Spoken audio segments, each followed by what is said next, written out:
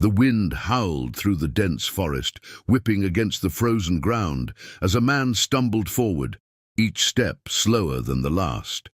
Adam Cole clutched his side, his breathing ragged. The snow was relentless, and the temperature had dropped so low that his fingers had gone numb inside his tattered gloves. The headlights of a truck shone faintly through the snowfall. He raised his arm weakly, waving for help, but the vehicle sped past, its tires kicking up ice and slush.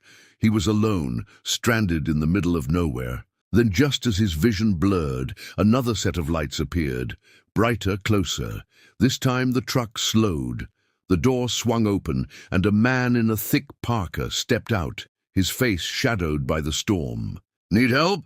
The voice was gruff but steady. Adam nodded weakly before collapsing into the snow. When Adam awoke, he was wrapped in heavy blankets near a crackling fireplace. The scent of burning wood filled the air. A low, rhythmic beeping echoed in the room. His heart beat, steady but weak. "You're lucky I found you," said the man sitting across from him.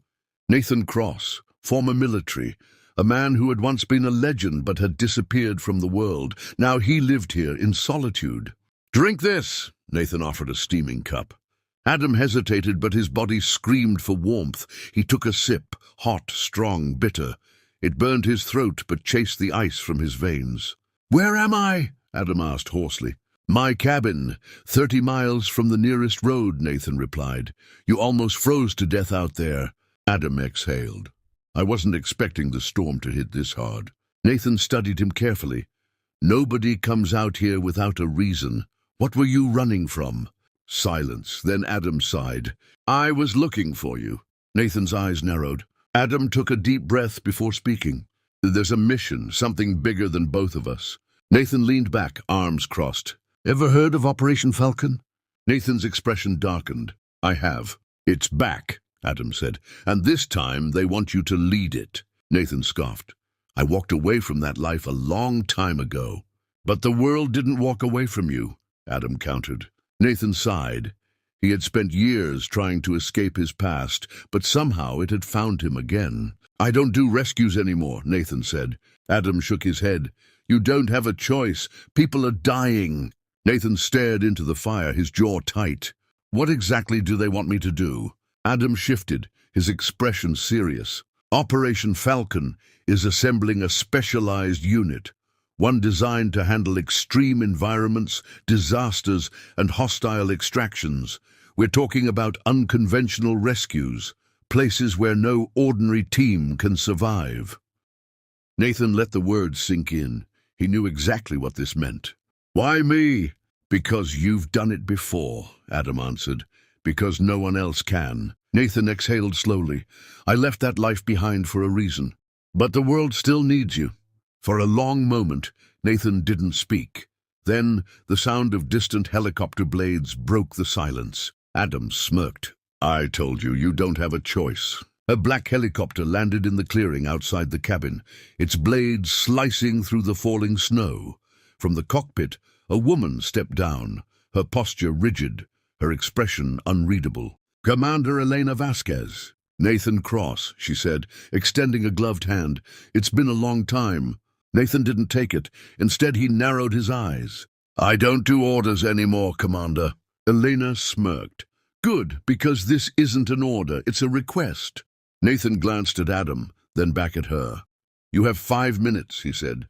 Inside the cabin, a small projector flickered to life, displaying a classified dossier. "The world is changing," Elena began. "Disasters are escalating. Political tensions are rising. We're seeing entire regions collapse overnight. We need a team that can respond before it's too late." Nathan crossed his arms. "And you think a handful of elite operatives can fix that?" "We think they can make a difference," she corrected. The images on the screen showed collapsed buildings, burning cities, floods swallowing entire neighborhoods. Nathan's jaw clenched. "You'll train the recruits," Eleanor continued. "Lead them, make them into something stronger." Nathan was silent, then finally he exhaled. "What's the catch?" Adam and Elena exchanged glances. This mission, Eleanor said, it doesn't exist, not officially. Nathan stood, pacing the room. The weight of the decision pressed down on him. If I say no, then we walk away, Elena said, and people die. Nathan turned to Adam. And you? What's your stake in this? Adam hesitated.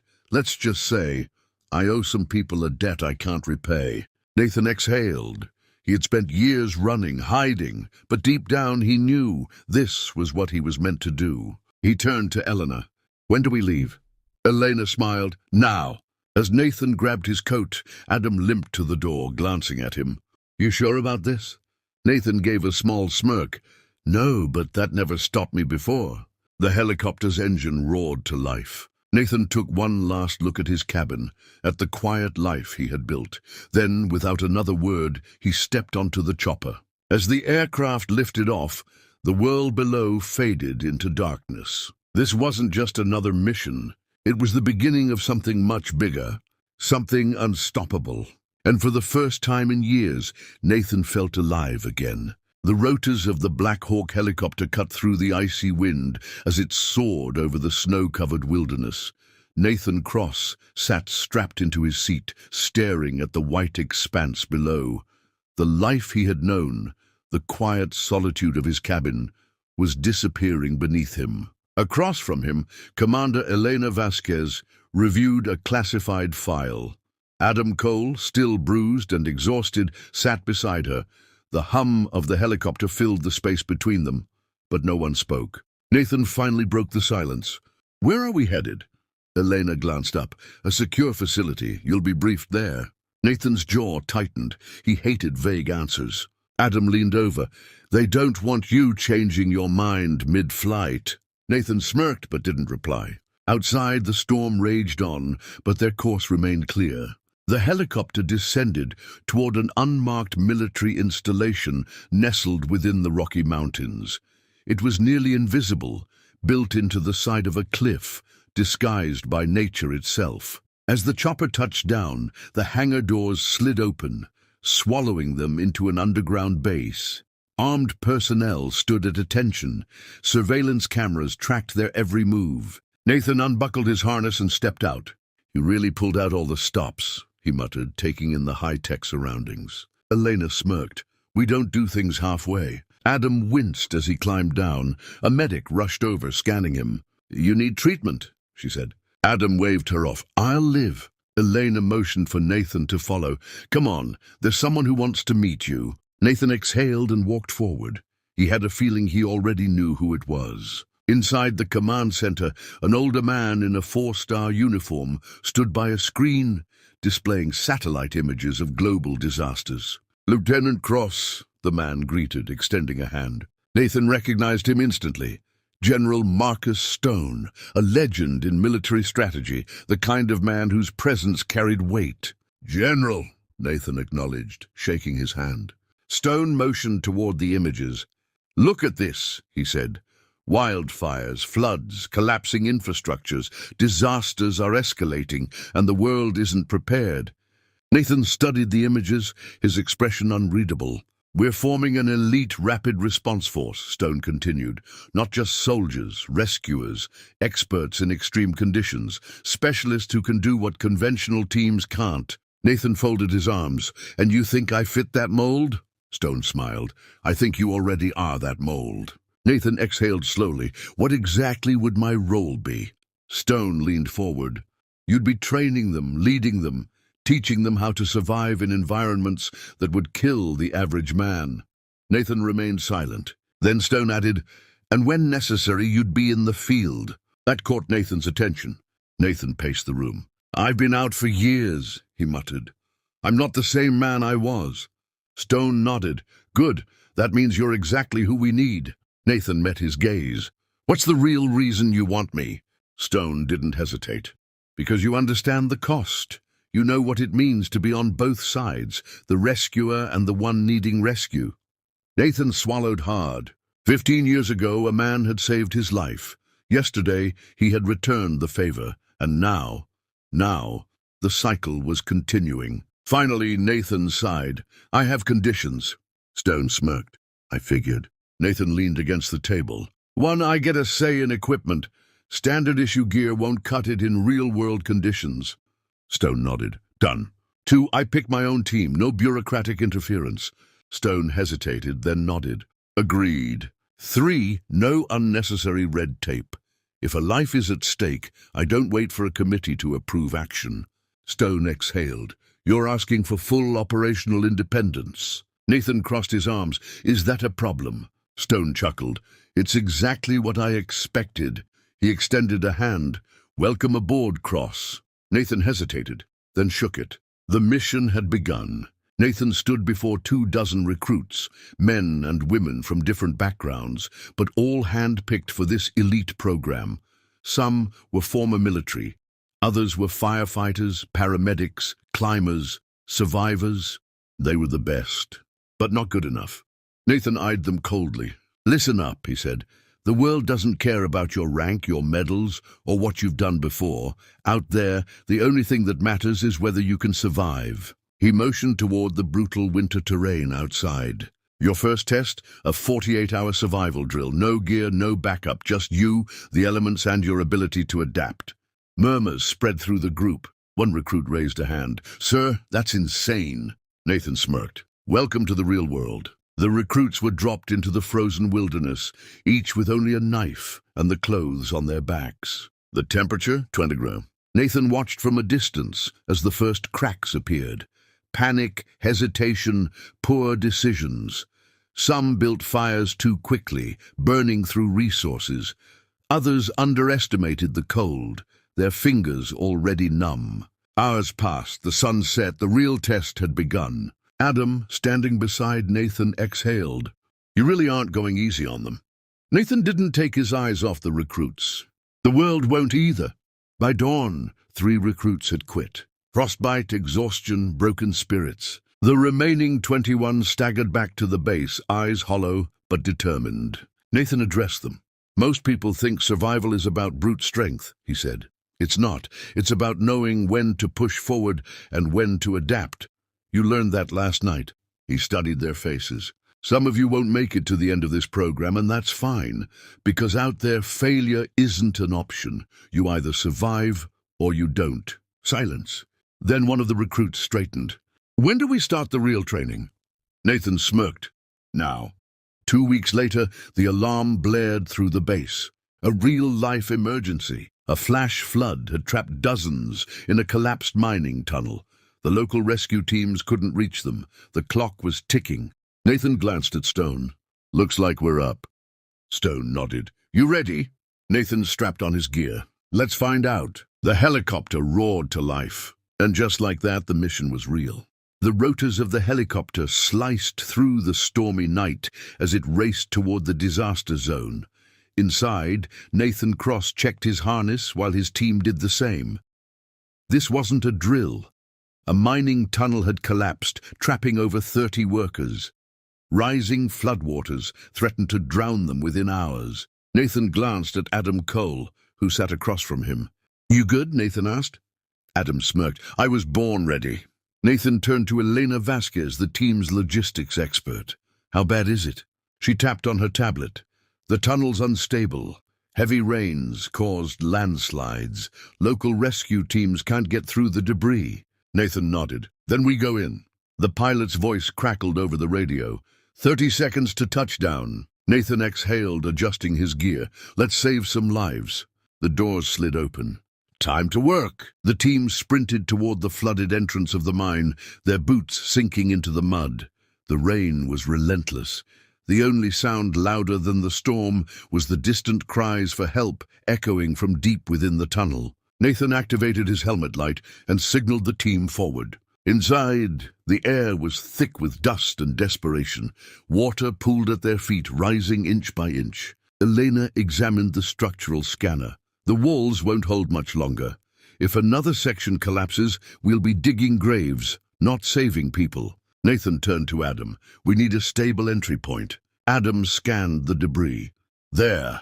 The main support beam is holding, but barely. If we reinforce it, we can move deeper without triggering another collapse. Nathan nodded.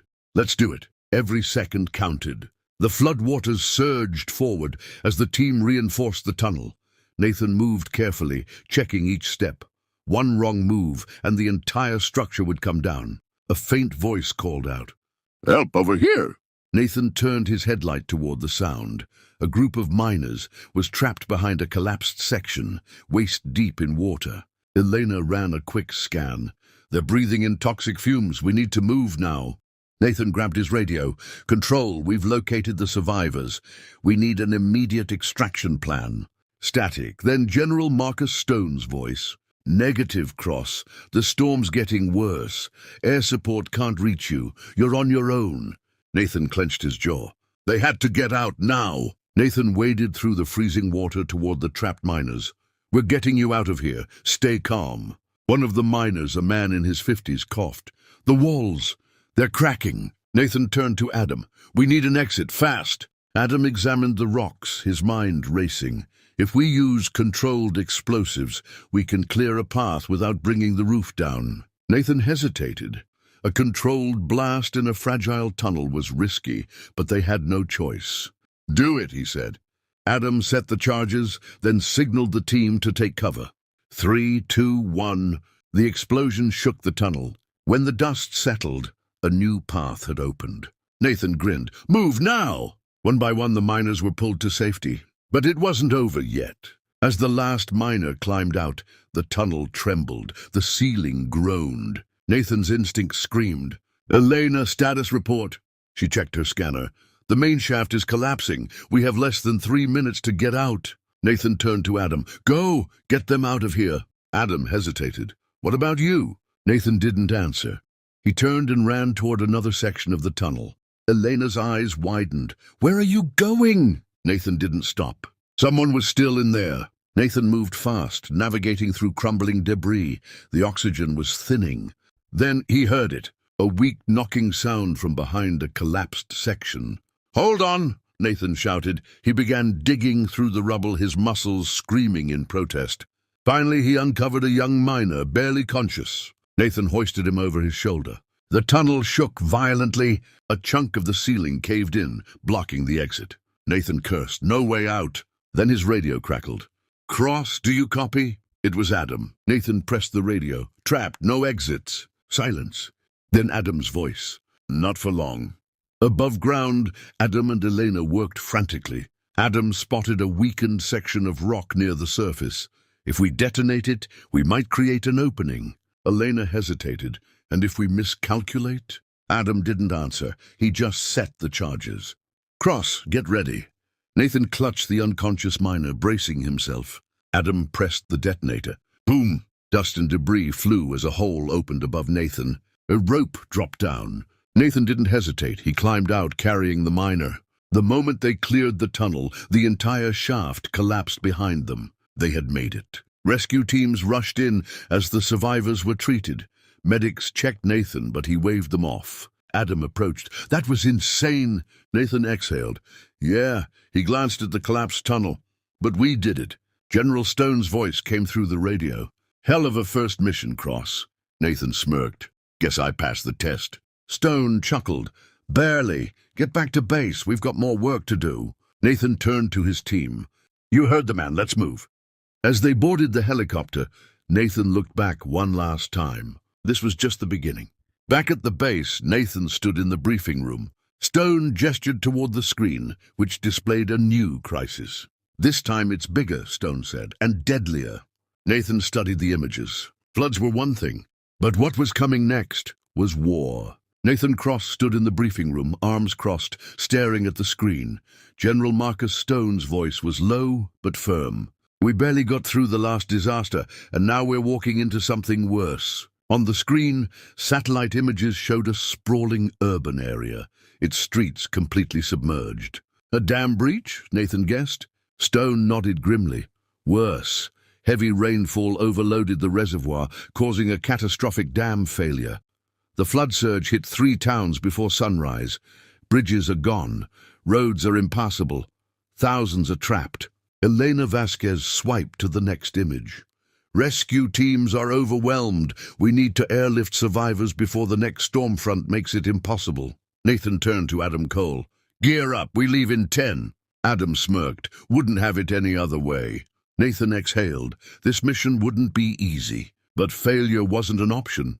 The Black Hawk helicopter cut through the dark sky, its rotors slicing the storm winds. Below them, the floodwaters stretched for miles, a city swallowed by nature's fury. The pilot's voice crackled in Nathan's headset. ETA 2 minutes. Nathan turned to his team. Mission's simple. We land on the highest intact structure and extract as many as we can before the next surge. Fast in, fast out. Elena frowned. The water levels are still rising. We could get trapped. Nathan adjusted his gear. Then we don't stop moving. The helicopter descended toward a partially submerged office building. This was it. As soon as the helicopter touched down, the team jumped out onto the flooded rooftop. Through the storm, they could hear it, distant cries for help. Nathan scanned the horizon. The floodwaters had turned streets into rivers. People clung to rooftops, waving desperately. "We start here," Nathan ordered. "Adam, set up a zip line to the rescue raft. Elena, guide evacuees to the extraction point." A mother, soaking wet and shivering, clutched a small child. "Please, my husband is still down there." Nathan knelt beside her. "Where?" She pointed toward a collapsed apartment complex, barely visible through the storm. Nathan turned to Adam. "We're going in." Nathan and Adam descended into the flooded ruins, wading through waist-high water. "Hello, can anyone hear me?" Nathan called. A weak voice answered, "Over here!" They found a man trapped beneath a collapsed beam, his head barely above water. Adam checked the structure. "This whole place could cave in any second." Nathan gritted his teeth. "Then we'd better be fast." They worked quickly, using a hydraulic jack to lift the beam. "Almost there," Nathan muttered. A loud crack echoed. "The building's coming down!" Adam shouted. Nathan grabbed the man, hauling him up just as the structure collapsed behind them. Too close. They fought against the rising waters, dragging the man toward the rescue raft. One down, hundreds more to go. As the team worked tirelessly, the radio crackled. "Cross, this is command. We have a situation." Nathan grabbed his radio. "Go ahead." General Stone's voice was grim. "Upstream, a secondary dam is on the verge of failing. If it breaks, it'll send a 10-foot surge through the area." Nathan clenched his jaw. "How long do we have?" 30 minutes, maybe less." Nathan turned to his team. "We need to get everyone out now." Nathan moved through the rooftop rescue zone, directing survivors onto the waiting helicopters. Adam and Elena secured the last group of evacuees. "That's everyone accounted for," Elena confirmed. Nathan's gut told him otherwise. "Are we sure?" A young girl, no older than 6, clutched at Elena's leg. "My sister, she's still down there." Nathan turned to the others. "I'll find her." Elena hesitated. "Nathan, the next surge—" Nathan was already moving. Nathan plunged into the raging floodwaters, his flashlight cutting through the darkness. A faint cry reached his ears. "Help me!" Nathan followed the voice to a half-submerged school bus. Inside, a young girl clung to a seat as the water rose around her. Nathan pulled at the door, jammed. He braced himself and smashed through the window. "Come on, kiddo, I got you." She clung to him as he pulled her free. Then a deafening roar. Nathan turned. The dam had broken. A wall of water was coming straight for them. Nathan ran, holding the girl tightly. The water surged behind them, swallowing everything. Ahead, the last helicopter hovered, waiting. Adam shouted from the open door, "Move!" Nathan sprinted, lungs burning. The flood rushed forward. At the last second, he leapt, throwing the girl onto the helicopter. Adam grabbed Nathan's arm, pulling him inside, just as the waves swallowed the building. They made it. The helicopter flew toward safety, carrying the last survivors. Nathan looked at the child sleeping in his arms. She was safe. He exhaled, looking out at the flooded city below. Adam clapped his shoulder. "Hell of a mission." Nathan nodded, and just the beginning. Below them, rescue teams continued their fight. A battle against nature, a battle they could never stop, but one they would never stop fighting. The journey is far from over. As the helicopter disappeared into the stormy horizon, Nathan knew this mission was just the beginning. The world was changing. Disasters were becoming more unpredictable, more dangerous. But so was their resolve. Project Sentinel wasn't just about saving lives. It was about preparing for what came next, and deep down, Nathan sensed that the greatest challenge was still ahead. What new trials awaited them? Would their skills be enough when the next catastrophe struck? Stay tuned for the next chapter, where the stakes rise even higher, and the line between survival and sacrifice is tested like never before. If you believe in the courage of those who run toward danger instead of away from it, hit subscribe, leave a comment, and share this journey with others. Because the next mission, it's one you won't want to miss.